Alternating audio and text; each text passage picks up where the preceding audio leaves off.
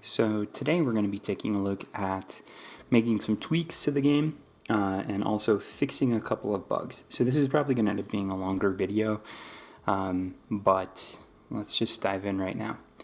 So in general, when I'm making a project and I have to start debugging it, what I usually try to do is go follow exactly the process of events that will happen in any one individual frame cycle. So that's what we're going to do in order to debug our game. There's a couple issues that'll show up. First of all, if you swipe into a match 4, an L or T, or a match 5, and the piece that you swipe with also makes a match, then you'll get two of the same bomb. So like you'll end up with 2 column or row bombs, 2 adjacent bombs, or 2 color bombs, which isn't ideal. Second of all, some people have said that there's some issues with when they control. The game will sometimes register a left or right swipe as an up or down swipe. And I think in general, some people are still having just a few issues with the way the board refills. So we're going to address all of these. And by addressing them, we're going to kind of follow our game logic from the beginning to the end of any one set of turns, I guess. So what happens from when you swipe all the way until you're allowed to swipe again. And we'll just kind of follow the scripts, and we'll be able to find some issues that we can either make better or that we can just outright fix. So first, I'm going to open up my dot script. My board, I don't need game data, but I do need find matches. So the 3 I want to be looking at today are dot, find matches, and board. So we're going to trace this through. So first, we have our dot script. Now, as we're going through this, the very first thing that would happen is we would click on the dot. And if we click on the dot, that starts down here, on mouse down. I decided not to do this touched animation, so I'm just going to delete that. But we'll talk more about those animations in a minute. And then I'm also going to delete this one from on mouse up. So first we touch it. If the hint manager exists, then we're going to destroy the hint. If the state is move, then we're going to record the first touch position. The first touch position is going to be camera.main.screen to world point, da da da da da. Now, what I want to do here is I want to add just another line, and I think the reason that sometimes the swipes are registering incorrectly is that the piece might still retain some of its information about what the touch position is. So I'm actually going to add this in my up here in my variables. So I'm going to say first touch position equals vector2.0, which is just 0, 0. And final touch position is equal to vector2.0. Now it should default to that anyway, but when I changed this in my other version of the game, I found that it worked a lot better. So that's the first thing we're going to do.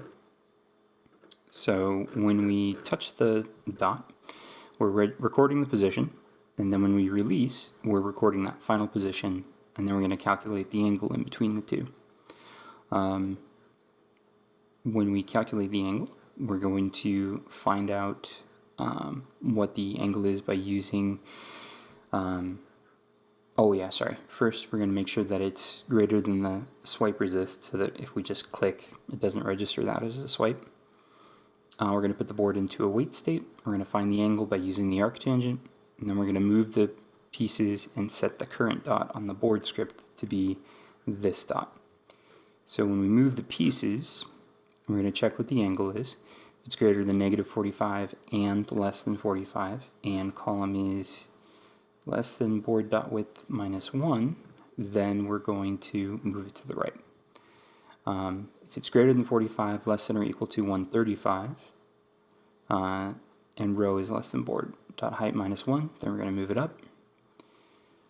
Greater than 135 or less than -135, and the column is greater than 0, we're going to move it left.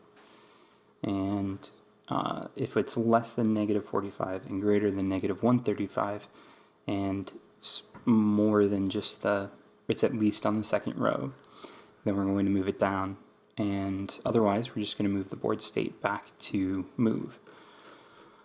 Now, once we move the pieces, move piece actual, finds the other dot by using the all dots grid two-dimensional array from the board, sets the previous row to row, previous column to column, and if the other dot exists, then we're going to take our column on the other dot, and we're going to subtract that from whatever the direction is. Same thing to the row. And then for the column and row of this dot, we're going to add or subtract the direction. And then we're going to start the coroutine move co. So far, everything that we've done is happening only in the dot script. Now, once we start this coroutine, that's when things will start to happen. Now, the coroutine will first check to see if either piece is a color bomb. And then it will wait for half a second. The reason this wait is here is for something in the update method to take place.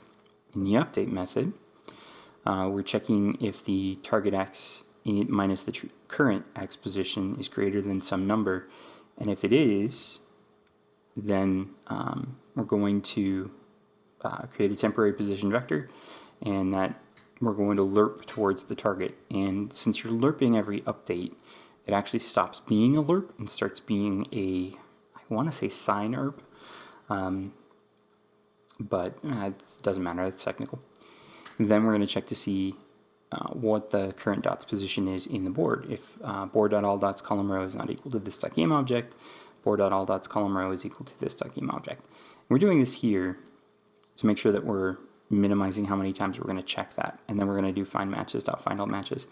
This is one of the problems right here. We should only be finding the matches when we're changing the board. So I'm going to cut this, Command X or Control X on Windows. I'm going to paste it right there so that we're finding matches at the same time we're reassigning stuff on the board, which makes more sense. And I'll do the same thing for the Y direction. I'll cut that and I'll paste it right here. Alright, cool. And directly set the Y position. Alright, cool. So that's what we're doing in the update method. Now, once we call find all matches, that's what this half a second delay is for in the check move coroutine, is for find matches to work. Now, we could set it to be less, but I thought half a second sounded pretty good. Cool. So now in the find all matches, I'm gonna go down and find all matches. So we're gonna wait for 0.2 seconds, which we don't really need to have this wait in here. Instead, if we just changed it to be yield return null, this wait is here to make sure that in the update method of the dot, every piece gets assigned to its correct place. But we don't actually need to have this wait here at all, or if we do have a wait, we can just have it be until the next frame. So I'm going to comment out that yield statement and add another one, which is yield return null. Yield return null takes the, so coroutines work at the same time that the regular routines in the script are working. Yield return null is going to essentially put the pause, or the coroutine on pause until the next frame. This is a little difficult for some people to understand, especially if you have some kind of background with other languages, because in other languages, whenever you see that return statement, return means stop everything. And in this case, it still kind of means that. It just means stop everything for a set amount of time and then come back to it. Because coroutines are threaded to happen parallel to the main operation. Anyway, so back to this. So we're going to do our double for loop to check the entire board. We're going to store our current board, or our current dot, and then we're going to check to see if current dot isn't null. If it is null, we'll skip it. And then we'll store the dot component of it. And then we'll get the left dot and the right dot. And then with the left dot and right dot, we're going to check to see if they actually exist. And then we're going to get their dots. And then we're going to change or check to see if the tags, all three tags are the same. And if they are, then we're going to check to see if there's a row, column, or adjacent bomb in there. and then we're going to get the nearby pieces, left dot, current dot, and right dot. And get nearby pieces is just a really, really tiny thing that adds to list and match, and add to list and match just takes that piece and matches it. So we're going to turn all three of these to be matched. Okay, now after that, we're going to check up and down, up dot, down dot, same thing pretty much. It's just instead of doing left and right, we're doing up and down. I'm just kind of organizing stuff here a little bit. I can be a little finicky about how my code looks, despite the fact that I'm sloppy. Okay, so cool. Now that half a second delay, like I said in the dot script, is there to allow find matches to work. Well, find matches and what's happening in the update method. Now after that half a second delay, we're going to kick back here, and then we're going to say if the other dot isn't null, if we're not matched and the other dot isn't matched, then everything's going to switch back. And then we're going to switch the state back to move. Otherwise, we're going to decrease the move counter value, and then we're going to access the destroy matches method in the board class. So if we flip over to the board class now, we're going to look at destroy matches. So let's check to make bombs. There we go. So there's a couple issues here that I want to take a look at. So first, destroy matches is going to do the double for loop that we're used to by now. It's going to check to see if the dot in that case exists, and then it's going to call destroy matches at. And then in destroy matches, we're checking to see if we should make bombs. But this is probably the wrong place to do that, because we're going to be checking to make bombs again and again and again, because we're going to be doing this for any piece that's matched, which could be, I don't know, as many as 10, I think. So I want to take this a little bit here out. So I'm going to grab this little chunk of code. I'm going to Command X to take it out. And I'm going to put it in my regular destroy matches, but I'm going to put it before the double for loop. And then after I check to make bombs, I'm going to put the find matches clear right after it. And the reason I'm doing that is I really should only be checking to see if I should make bombs once. And then once I do that, I can clear out the current matches, and then I can go about destroying matches. Because in check to make bombs, this is where if it makes a column, row, adjacent, or color bomb, it sets the piece to not be matched anymore. If we put it in here, we could have a situation where we check to make bombs, meaning we turn that piece to not be matched anymore, but then we don't check to see if it's still matched anywhere in here before we destroy. And so that can cause some issues with the bombs, if that makes any sense. So back to destroy matches. Well, actually, so let's talk about this check to make bombs, because there's a tiny bit of issues in here. Now, here is where that double bomb getting created thing comes into play. So we're going to fix this. Now, the first thing that I thought to do to fix this is to create a separate little holder class that will hold not only the type of a match, but also the color of the match. That way, when we're creating the column or row bomb, we're only going to create a column or row bomb if the piece that we're turning into a bomb has the same color of that type of match. Meaning if it was a row for reds, we're going to check to see what the tag is, and if that tag is red, then we'll turn it into a match. But if the tag was green, we won't, if that makes any sense. So let's go all the way up to the top of the script, and we're going to make a little teeny tiny class just like we did with the tile type. So I'm going to make this system serializable so I can change it in the editor.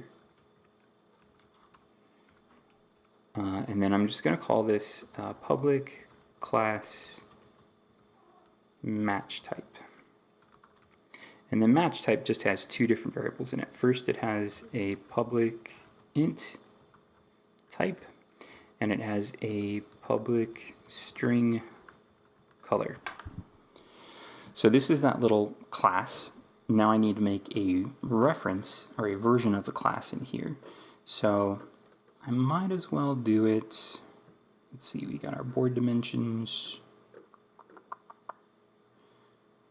Yeah, I'll do it with the find matches stuff. So I'm going to call all of this match stuff. Not a very professional descriptor, I know, but so I'm going to make a, this can be no, let's make it public. Public match type, and I'm just going to call it lowercase m match type. Alright, cool. So now I'm going to go back down to my check to make bombs method. Actually, I want to go to column or row instead. And I don't need any of this stuff in here anymore. So I'm going to delete these rows. And I'm going to change this from being an int to being a match type. And first thing I'm going to do is I'm going to say lowercase m match type dot type is equal to 0, and match type dot color is equal to an empty string. So we're just kind of making this a blank version of match type. So our type is 0, our color is blank, which doesn't correspond to any of these types of matches that we can have. Now, in here, in this column or row method, we're going to go for every match that we made in the copy. We're going to store this dot. You might as well store also the color. So we're going to change the, let's make a string color, and let's make that equal to match copy I dot tag. So we just want to have this color be equal to the tag, because the tag system is what I'm using on all of my prefabs.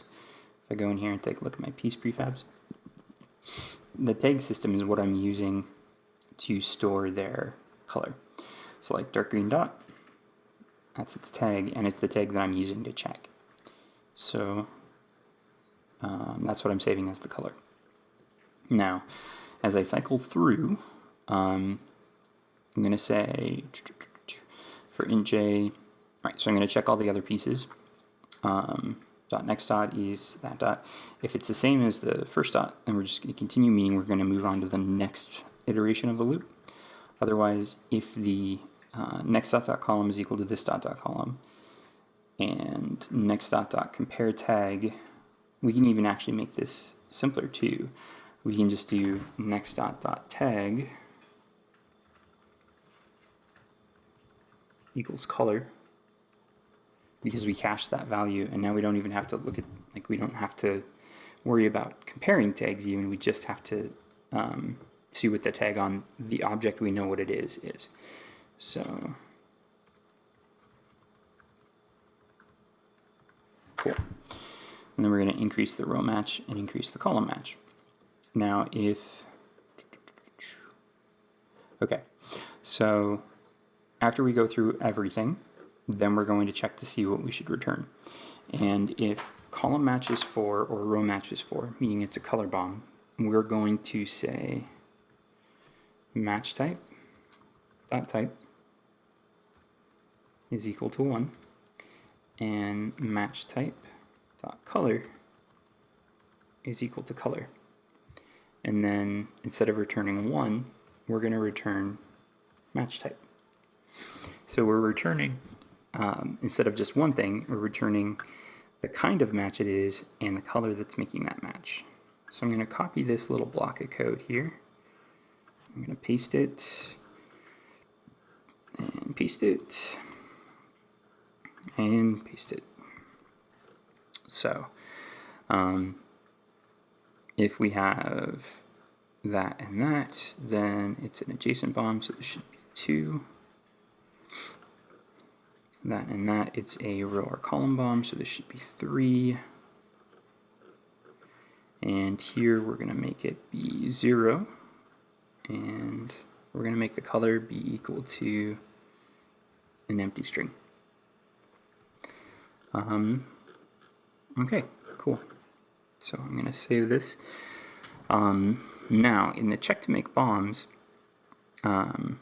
we're calling an integer, and this is a column or row. So we don't actually want this to be an integer. Instead, we want it to be a match type is equal to column or row. And then instead of just calling type of match, we're going to do type of match dot type is equal to 1. Then we're going to make a color bomb. Now, there's some not great logic in here. So if current dot isn't null, if the current dot is matched, and if the current dot isn't a color bomb, we don't have to do this because we're turning it into a color bomb, which is weird. So I'm just going to delete that if statement, and then I'm going to add another condition to, sorry, lost my train of thought. I'm going to add another condition to this if statement. So I'm going to say if current dot dot is matched and current dot dot tag is equal to type of match dot color. So we're going to be checking, we're only going to make a color bomb if its color is the right color, which makes sense. Okay, cool. And then we're going to do something similar to the other dot. So, yeah, so if current dot dot other dot isn't null, and then we're going to check to see if the other dot is matched. And let's unindent this. And then we're not just going to check if it's matched, we're going to check if it's matched and has the right color. Type of match dot color. Okay, so I'm going to take that away and take that away. Alright, so all of this is for a color bomb. I feel like I can make this even simpler.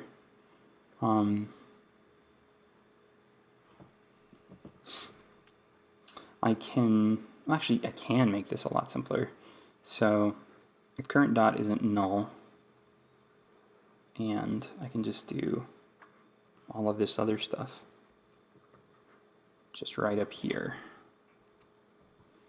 because I can just have all three of these be the conditions. Nope. What did I do? Alright. There we go. And then I can just get rid of this conditional statement entirely.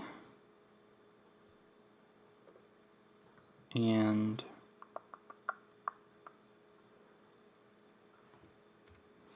turn this into a true else statement.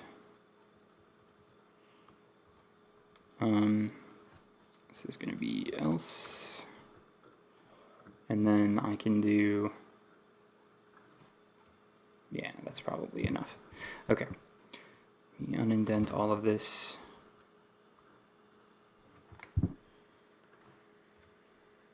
And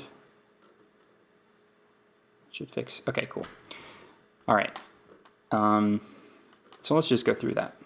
So in my check to make bombs method, I've changed it so that I'm looking to see if find matches current matches.count is greater than 3, meaning we could have a special type.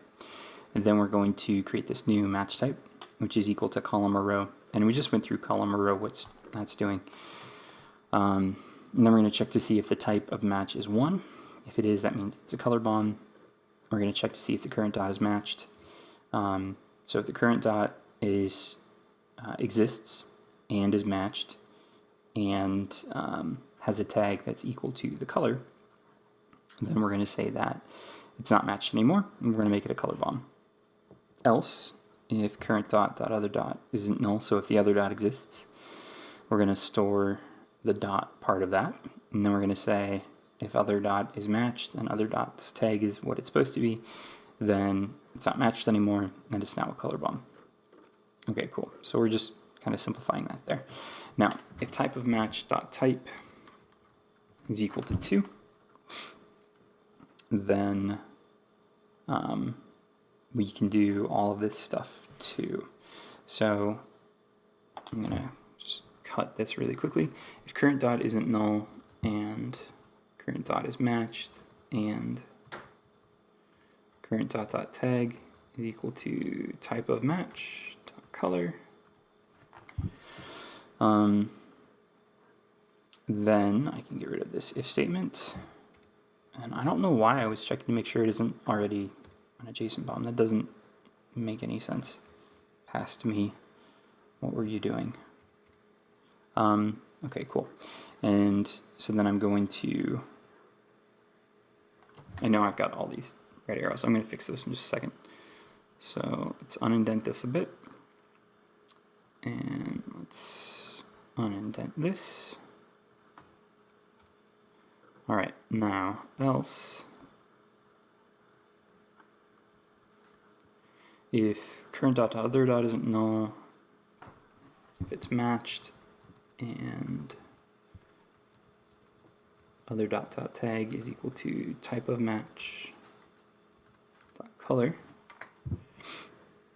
So we unindent all of this too. No, hey, stop that. Grr.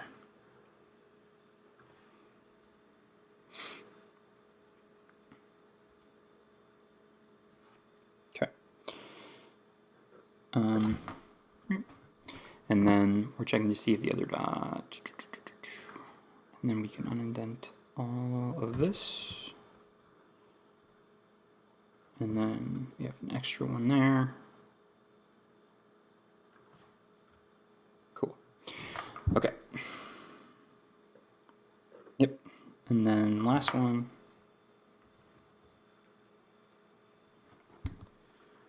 Is for making the column bomb. And I can get rid of all of this commented stuff that I left behind because I'm a bit of a code hoarder. Let's go up there, all the way up there, all the way up there. All right, cool. So right, now we need to take a look at the find matches checkbombs method. So, find matches. Let's look at checkbombs. Cool. So I'm going to make this so that this requires an argument, and that argument is going to be the match type. So match type, which means that automatically I have to go back to board and pass that argument in. Type of match. So back here, current dot isn't null if current dot is matched, and board dot current dot dot tag is equal to match type dot color. Then we'll go through all of this stuff. Right, cool. And then if other dot isn't null, if other dot is matched, and other dot dot tag is equal to match type dot color. Then we'll do all this stuff. All right, cool. I'm going to save my code. This is going to be a disaster, I promise you. Excuse me, but let's see if it's not a disaster. It might not be. Okay, cool. So hit play.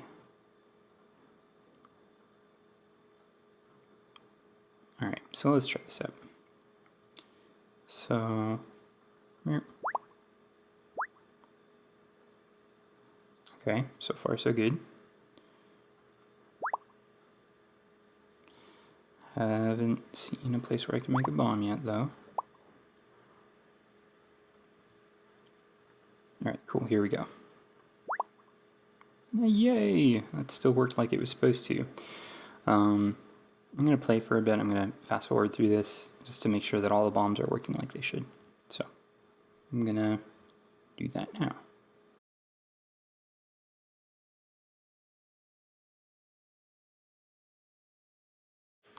Okay, so something weird just happened there. I had a match of 4, but it didn't didn't know that it was supposed to destroy it until I moved another piece. So let's fix that issue. Let's jump into our board script here, and it just so happens I know exactly where that problem is. So in board, destroy matches at, decrease row, refill board, matches on board. Okay, so that issue has to do with the matches on board method. So I'm gonna go find that really fast here. Oh, it's right above it.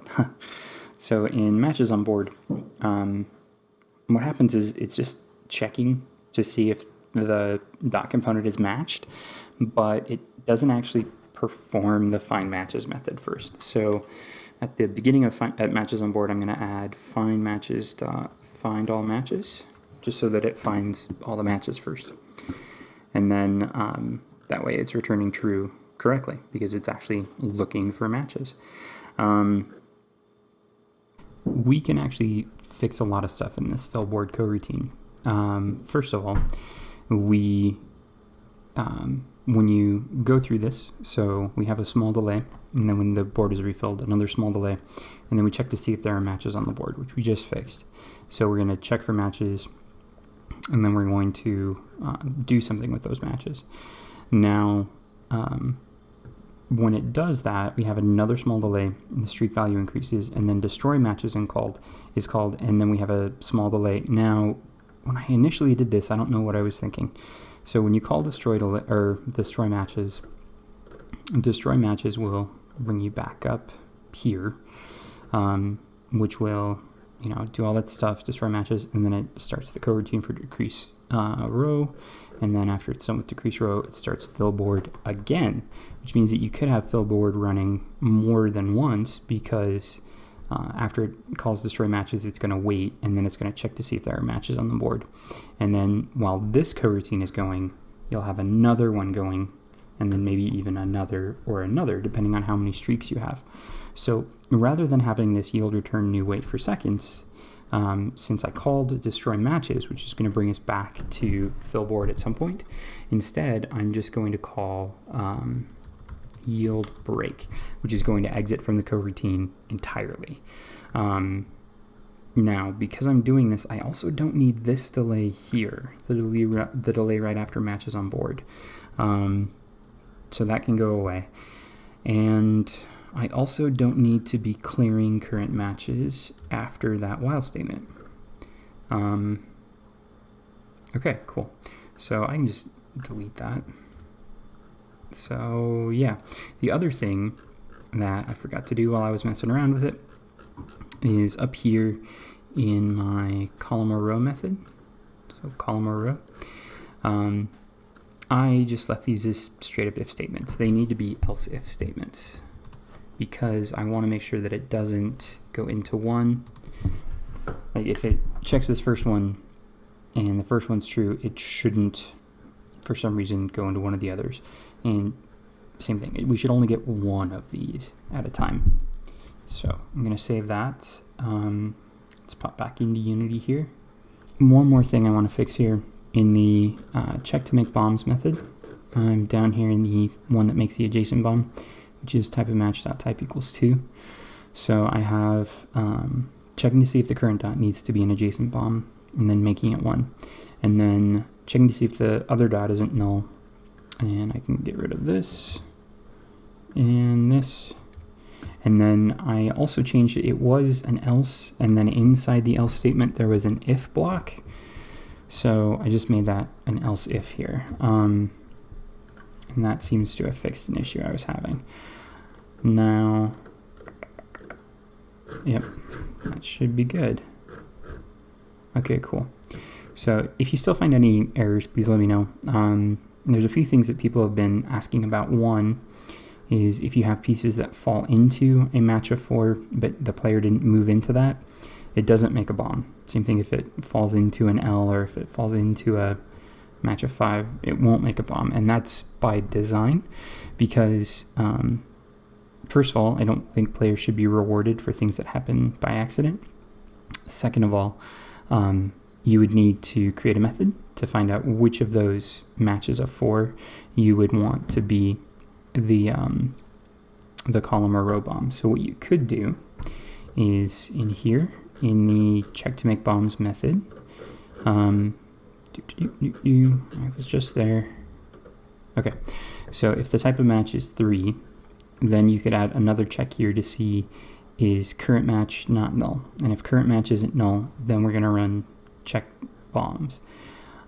Else, if current match is null, then you'd want to run some other method that chooses one of those at random and turns it into a row or column bomb. Probably a column bomb, since the pieces are falling down to make those matches.